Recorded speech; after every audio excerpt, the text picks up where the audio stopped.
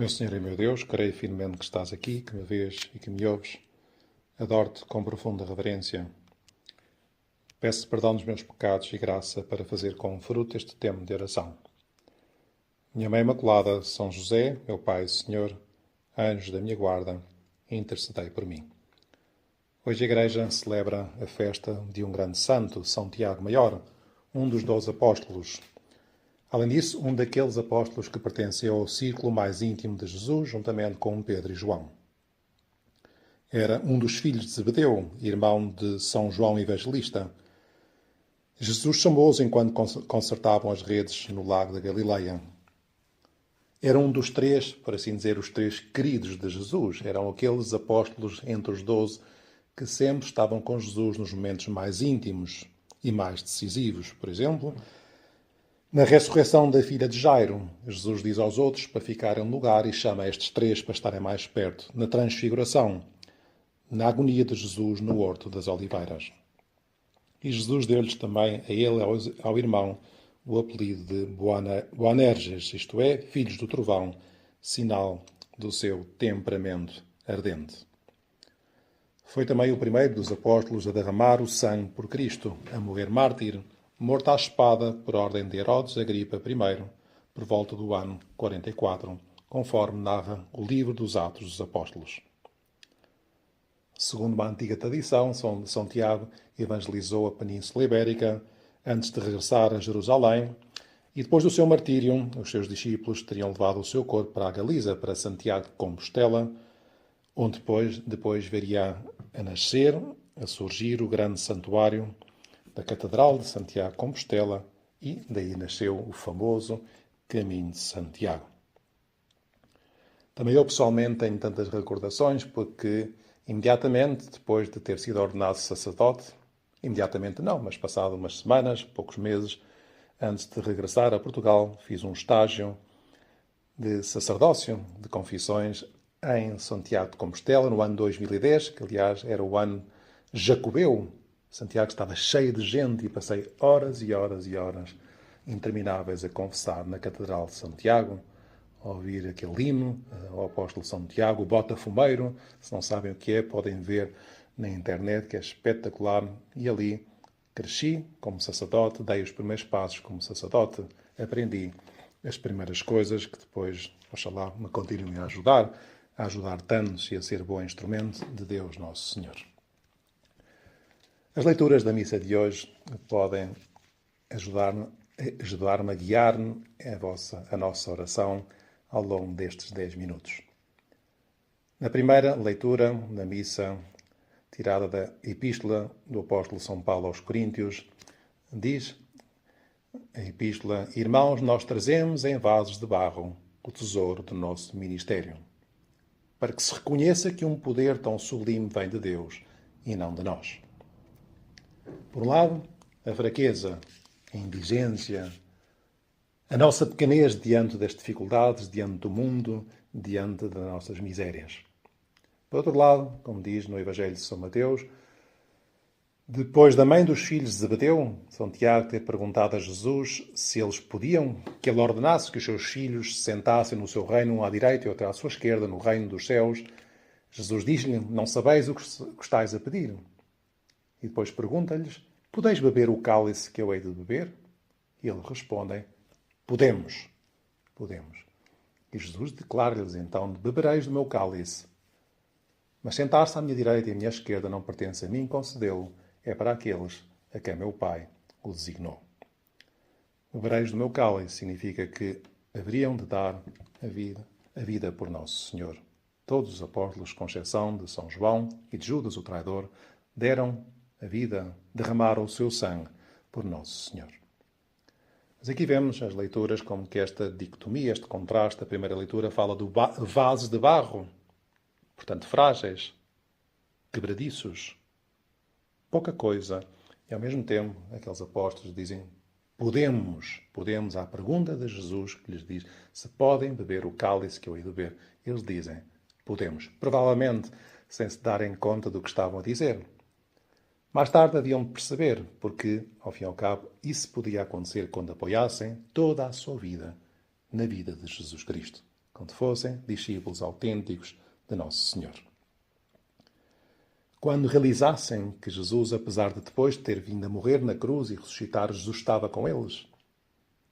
Que ser discípulo é acompanhar Jesus, é ter a consciência que Jesus está sempre conosco e é na sua força, é na fortaleza de Jesus que nós apoiamos toda a nossa fortaleza. A propósito disto, lembrava-me um episódio que me aconteceu há muito poucos dias. E eu na rua, em Lisboa, depois do almoço, ia sozinho, depois de uma reunião com padres amigos, ia para o carro, dirigia-me para o carro, e aproxima-se um rapaz por detrás, eu não me dei conta, toca-me no ombro e diz: Senhor Padre. E assim, de repente, qual é a última frase do Evangelho de São Mateus? Fiquei surpreendido, perplexo. Agora este a perguntar-me no meio da rua, faz-me um exame de teologia. Fiquei assim, um bocado também pela pergunta. Mas, não sei, talvez o Espírito Santo me tenha ajudado. E disse: olha, eu estarei convosco todos os dias até ao final dos tempos.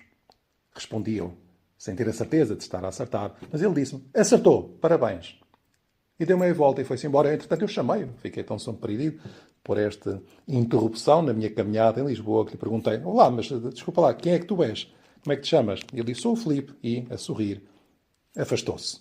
Fiquei um bocado surpreendido e, ao mesmo tempo, contente por ter superado o meu exame de teologia. Afinal de contas, até sei algumas coisas, pelo menos acertei na última frase do Evangelho de São Mateus. E agora pensava, depois rezado isto, no meio da rua, um padre, vestido a padre também, por isso, como somos identificados, quando vamos à padre, é mais fácil que as pessoas, e tenho tantas experiências de ter sido abordado por pessoas na rua. Mas ali, uma pessoa numa cidade enorme, cheia de trânsito, com pessoas de todos os tipos, distraídas, a olhar para o telemóvel, multidões de pessoas. O que é que eu faço no meio de tudo isto? O que é que faziam os apóstolos? O que é que fazia São Tiago e os outros 11 para converter todo o mundo? Quem é que somos nós para transformar o mundo e levar o mundo para Nosso Senhor? E recordava-me de um episódio que se passou com São José Maria em Londres, no ano de 1958. Ele estava em Londres, alguns verões seguidos, ia lá passar uns dias de descanso, também acompanhar o crescimento do apostolado dos seus filhos em Inglaterra. E um dia, ao passar naquelas ruas da City, numa cidade extraordinária, impressionante, um trânsito denso, autocarros vermelhos, táxis negro, tudo compacto, apressado, febril, as pessoas apressadas na rua, empregados de escritório, ruas cheias de gente, edifícios antigos, empresas centenárias, com datas, ali estava, 1748, 1760, 1825, e a mente do padre penetrava o significado histórico de tudo aquilo, abarcando-a em todas as suas consequências, a continuidade do trabalho, transações com todos os continentes, riqueza, poderio económico, uma crosta secular e resistente. E ali, naquela City, estava o Opus Dei a dar os primeiros passos. E esta impotência, contava ele depois, escrevia no seu diário, sentia-se ele, José Maria, sentiu no seu interior: José Maria, tu aqui não podes fazer nada. Essa era a realidade. Escrevia: eu sozinho não conseguiria resultado nenhum. Sem Deus não conseguiria levantar sequer uma palha do chão. Toda a minha pobre ineficácia estava tão patente que quase fiquei triste. E isso é mau. Pode um filho de Deus entristecer-se? É má coisa a tristeza. E então, rapidamente, no meio da rua pelo qual iam e vinham tantas pessoas, dentro de mim, escreve São José Maria, no fundo do meu coração, senti a eficácia do braço de Deus, que lhe diz, sentiu como uma voz: tu não podes nada, mas eu posso tudo. Tu és a inépcia, mas eu sou a omnipotência. Eu estarei contigo e haverá eficácia. Levaremos as almas à felicidade, à unidade, ao caminho do Senhor, à salvação. Também aqui semearemos paz e alegria abundantes. Eu estarei convosco até ao final dos tempos. Aqui está este contraste. Vasos de barro e podemos. Agora pensemos diante do Nosso Senhor nas dificuldades do nosso barro. Na dificuldade que temos, às vezes, para sair da cama quando toca o despertador. E lembra-te de Jesus. Jesus, mais um dia para te servir. Pensa no teu defeito dominante, naquele orgulho lá em casa, naquela discussão. Jesus, ajuda-me a ser menos orgulhoso, a ser mais humilde. Pensa naquela pessoa a quem te custa perdoar. Jesus, ajuda-me a perdoar. Reza por ela. Pensa na outra, na tua mulher, no teu marido, nos teus filhos, nos teus pais, a quem te custa olhar olhos nos olhos. E ser sincero, pede ajuda. Pensa na dificuldade que às vezes tens de engordar a tua vista. Ou seja, não olhar para aquilo que não deves na televisão, nas redes sociais. E lembra-te de Jesus, eu estarei convosco. Ali está Nossa Senhora a olhar para ti. Ali está Jesus, que conta com a tua santidade. Não sejas fraco. Desliga aquela rede social. Não vejas aquela série que te faz tanto mal. Pensa naquele ambiente adverso, onde Jesus te convida, te chama a ser exemplo, a dar testemunho. E lembra-te de Jesus, eu estarei contigo até o final dos tempos. Pensa na tua família, onde se calhar sentes a incompreensão por quereres ir à missa, eles não ligam nenhuma, e vai na mesma. E dá-lhes o exemplo também de um cristão alegre. Pensa nos teus dias, onde gostarias tanto de rezar, fizeste aquele propósito na última confissão e depois te esqueces, ou te empenhas pouco. E lembra-te de Jesus, podemos, eu estarei convosco todos os dias. Decide ser mais sério.